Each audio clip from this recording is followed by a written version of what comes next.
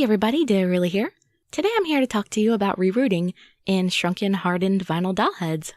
A lot of people have asked me about it, so I figure it deserves its own video so I can show people what I do. It's really not difficult, and in fact, I break less needles on them than I do in soft vinyl. Usually when I break a needle in soft vinyl, it's because of the elasticity causing the surface to rebound as I punch through.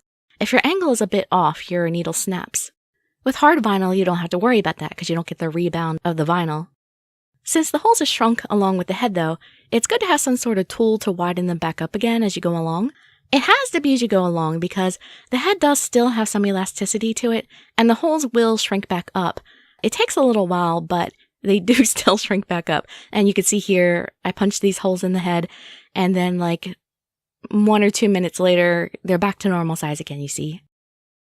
So it doesn't work if you try to widen all the holes and then reroot, because like I said, they'll all be back to normal again by the time you finish widening them all. I personally use the point of this pair of needle point tweezers. It actually has a sort of triangular shape to it instead of being perfectly round like a needle or an awl. And I think that's what makes the plug of the hole a little easier to root in. The triangular shape of the tweezers actually sort of changes the shape of the hole a bit. It's kind of hard to explain the principle, but you know how like with fast food drinks, with the lids, you have a X shape and you just punch the straw through the X shape? Well, obviously that's a lot easier than it would be if you tried to squeeze your straw into a hole that's slightly too small for it. So that's the basic principle I'm working off here. Hope that makes sense. I might not have picked the best analogy, but that's the only one I can think of. If you can't find something similar to work with, it's not a big deal. You can still just use a needle or something. It just might not be quite as easy for you. Actually, it really shouldn't be that much difference. It may be a bit of a pain, but as you get used to it, although it adds a bit of time to the rerooting process, it's not all that bad. So you can see here, I just punch back through the hole, wiggle just a little bit, then grab a few hairs with my reroot tool, punch it in, and voila! I'll do a few strands here for you all.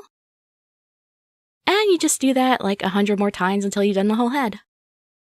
I haven't had any issues whatsoever thus far with this, such as cracking or tearing of the vinyl or anything during this process. Shrinking doesn't make the heads brittle or anything like that. There's enough elasticity left that it's not that easy to break them. So other than the hole rewidening, it's pretty much the same as regular rerooting.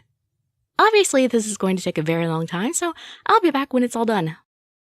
And here's what she looks like all done. Well, except for the glue. Again, same as with regular rerooting. I personally use Fabri-Tac glue, thinned with a little acetone, and I use a Q-tip to make sure it's spread around adequately inside. Then you just let it dry, and then it's really all done. You can now treat it like any other regular doll. And that's it. There's really not that much difference, but if you have any other questions, feel free to ask in the comments. Otherwise, I'd be so grateful for any likes, subscriptions, or shares. Really signing out. Bye-bye, everybody.